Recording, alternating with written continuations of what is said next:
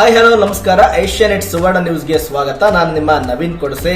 ಬಹು ನಿರೀಕ್ಷಿತ ICC T20 ವಿಶ್ವಕಪ್ ಟೂರ್ನಿ ಇದೀಗ ನಿರ್ಣಾಯಕ ಘಟ್ಟವನ್ನ ತಲುಪ್ತಾ ಇದೆ.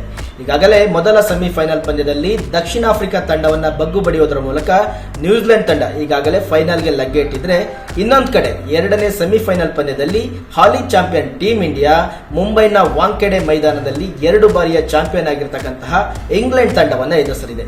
ಈ ಒಂದು ಹೈ ವೋಲ್ಟೇಜ್ ಪಂದ್ಯವನ್ನ ಕಣ್ತುಂಬಿಕೊಳ್ಳಿಕ್ಕೆ ಕ್ರಿಕೆಟ್ ಅಭಿಮಾನಿಗಳು ತುದಿಗಾಲಲ್ಲಿ ನಿಂತಿದ್ದಾರೆ.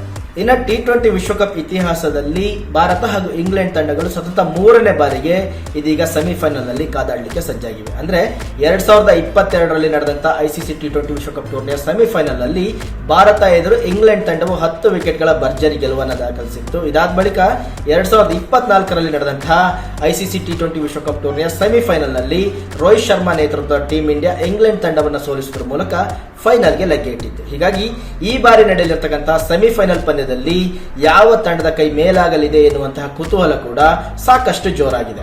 ಸೂರ್ಯಕುಮಾರ್ ಯಾದವ್ ನೇತೃತ್ವದ ಟೀಮ್ ಇಂಡಿಯಾ ಈ ಬಾರಿಯ T20 ವಿಶ್ವಕಪ್ ಟೂರ್ನಿಯಲ್ಲಿ ಗ್ರೂಪ್ ಹಂತದಲ್ಲಿ ತಾನಾಡಿದ ಎಲ್ಲಾ ಪಂದ್ಯಗಳನ್ನು ಗೆಲ್ಲುವುದರ ಮೂಲಕ ಅಜೇಯವಾಗಿಯೇ ಸೂಪರ್ 8 ಹಂತಕ್ಕೆ ಲಗ್ಗೆಯನ್ನ ಇಟ್ಟಿತ್ತು.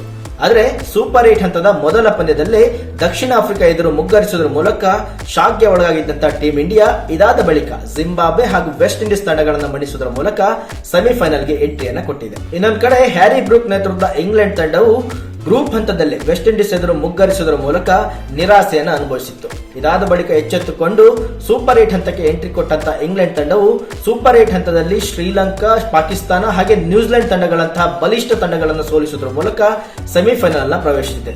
ಇದೀಗ ಭಾರತಕ್ಕೂ ಶಾಕ್ ಕೊಡ್ಲಿಕ್ಕೆ ಹ್ಯಾರಿ ಬ್ರೂಕ್ ಪಡೆ ಎದುರು ನೋಡ್ತಾ ಇದೆ. ಇನ್ನು ಸೂರ್ಯಕುಮಾರ್ ಯಾದವ್ ನೇತೃತ್ವದ ಟೀಮ್ ಇಂಡಿಯಾ ಕಳೆದ ಪಂದ್ಯದಲ್ಲಿ ಅಂದ್ರೆ ವೆಸ್ಟ್ ಇಂಡೀಸ್ ಎದುರಿನ ಮಾಡು ಇಲ್ಲವೇ ಮಡಿ ಪಂದ್ಯದಲ್ಲಿ ಬ್ಯಾಟಿಂಗ್ ವೈಫಲ್ಯವನ್ನು ಅನುಭವಿಸಿತ್ತು.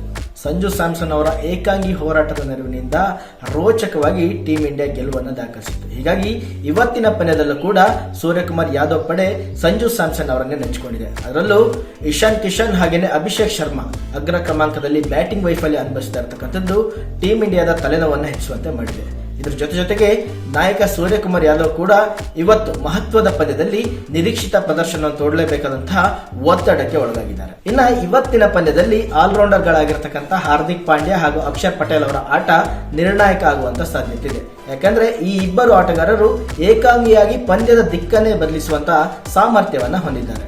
ಇದರ ಜೊತೆಗೆ ನಂಬರ್ 1 ಸ್ಪಿನ್ನರ್ ಆಗಿರ್ತಕ್ಕಂಥ ವರುಣ್ ಚಕ್ರವರ್ತಿಯ ಫಾರ್ಮ್ ಟೀಮ್ ಇಂಡಿಯಾದ ತಲೆನೋವು ಹೆಚ್ಚಿಸುವಂತೆ ಮಾಡಿದೆ. ಯಾಕಂದ್ರೆ ಟೂರ್ನಿ ಒಂದ್ ಕಡೆ ನಿರ್ಣಾಯಕ ಘಟ್ಟದತ್ತ ಬರ್ತಾ ಇದೆ. ಇದೇ ವೇಳೆ ವರುಣ್ ಚಕ್ರವರ್ತಿ ಸಾಕಷ್ಟು ದುಬಾರಿ ಆಗ್ತಾ ಇರ್ತಕ್ಕಂಥದ್ದು ಟೀಮ್ ಇಂಡಿಯಾಕ್ಕೆ ಟೆನ್ಷನ್ ಅನ್ನ ತಂದುಕೊಟ್ಟಿದೆ. ಹೀಗಾಗಿ ಇವತ್ತಿನ ಪಂದ್ಯದಲ್ಲಿ ವರುಣ್ ಚಕ್ರವರ್ತಿಯನ್ನ ಬದಿಗಿಟ್ಟು ಕುಲ್ದೀಪ್ ಯಾದವ್ಗೆ ಆಡುವ 11ರಲ್ಲಿ ಸ್ಥಾನ ನೀಡ್ತಾರಾ ಎನ್ನುವಂತಹ ಕುತೂಹಲ ಕೂಡ ಸಾಕಷ್ಟು ಜೋರಾಗಿದೆ. ಇನ್ನೊಂದು ಕಡೆ ಜಸ್ಪ್ರೀತ್ ಬುಮ್ರಾ ಮಾರಕ ದಾಳಿಯನ್ನ ಸಂಘಟಿಸ್ತಾ ಇದ್ರು ಮತ್ತೊಂದು ತುದಿಯಲ್ಲಿ ವೇಗಿಗಳಿಂದ ಒಳ್ಳೆಯ ಸಾಥ್ ಸಿಗ್ತಾ ಇಲ್ಲ. ಹೀಗಾಗಿ ಕೊನೆಯ 5 ಓವರ್ಗಳಲ್ಲಿ ಟೀಮ್ ಇಂಡಿಯಾ ಸಾಕಷ್ಟು ದುಬಾರಿ ಆಗ್ತಾ ಇದೆ. ಹೀಗಾಗಿ ಈ ಒಂದು ಸಮಸ್ಯೆಗೆ ಆದಷ್ಟು ಬೇಗ ಇವತ್ತಿನ ಪಂದ್ಯದಲ್ಲಿ ಪರಿಹಾರ ಕಂಡುಕೊಂಡಿದ್ದೆ ಆದಲ್ಲಿ ಇಂಗ್ಲೆಂಡ್ ಎದುರು ಟೀಮ್ ಇಂಡಿಯಾ ಸುಲಭವಾಗಿ ಗೆಲುವನ್ನು ದಾಖಲಿಸಬಹುದಾಗಿದೆ.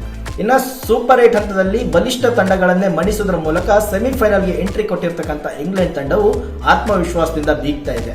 ಅದರಲ್ಲೂ ನಾಯಕ ಹ್ಯಾರಿ ಬ್ರೂಕ್ ಹಾಗೇನೆ ಆಲ್ರೌಂಡರ್ ಗಳಾಗಿರ್ತಕ್ಕಂಥ ಸ್ಯಾಮ್ ಕರನ್ ಹಾಗೇನೆ Will Jacks red hot form ನಲ್ಲಿದ್ದು ಏಕಾಂಗಿಯಾಗಿ ಪಂದ್ಯದ ದಿಕ್ಕನ್ನೇ ಬದಲಿಸುವಂತಹ ಸಾಮರ್ಥ್ಯವನ್ನು ಹೊಂದಿದ್ದಾರೆ.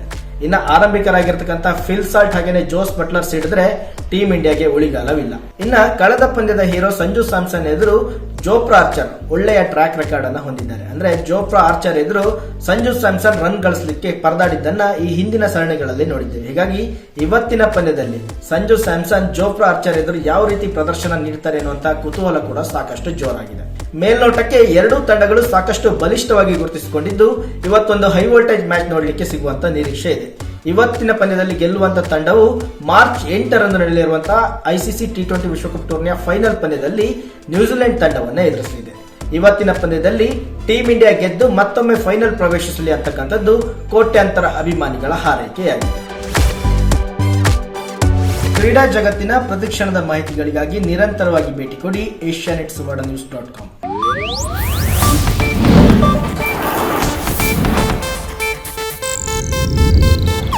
ಇದು ಏಷ್ಯಾನೆಟ್ ನ್ಯೂಸ್ ನೆಟ್ವರ್ಕ್ ಪ್ರಸ್ತುತಿ.